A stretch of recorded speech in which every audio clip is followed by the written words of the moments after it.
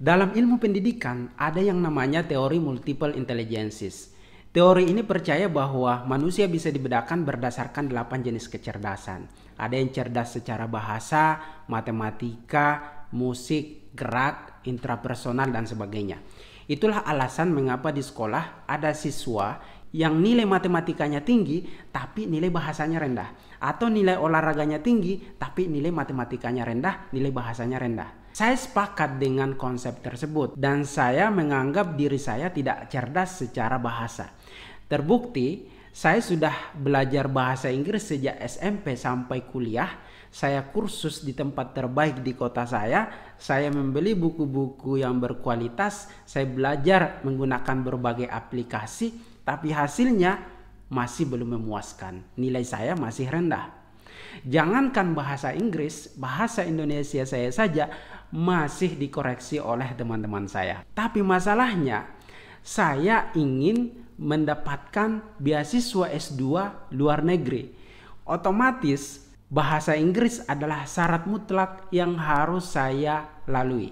Nah, apakah karena saya tidak berbakat di bidang bahasa Inggris, maka saya menyerah untuk mengejar mimpi saya?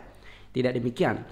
Konsep multiple intelligences ini bermanfaat bagi kita untuk mengetahui di mana bakat kita, di mana kemampuan kita yang lebih unggul. Kalau kita tahu kita cerdas secara bahasa, bisa jadi kita mengambil jurusan bahasa dan mengambil profesi yang mengandalkan verbal linguistik.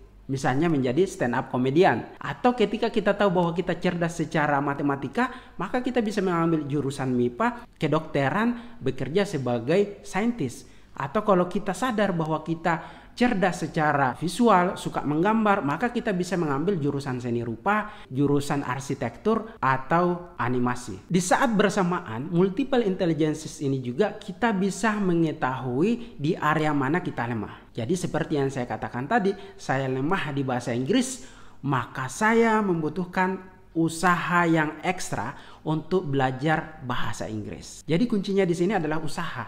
Kita belajar lebih giat, kita latihan lebih keras. Bisa jadi kita belum memahami sesuatu bukan hanya karena kita tidak cerdas di bidang itu, tapi karena kita tidak memiliki usaha yang keras. Dan usaha ini ditunjukkan dengan durasi belajar yang lebih panjang, lebih lama dari orang lain, atau lebih lama daripada biasanya. Bisa jadi ditunjukkan dengan mencari guru-guru yang tepat, media yang efektif, dan lingkungan yang mendukung.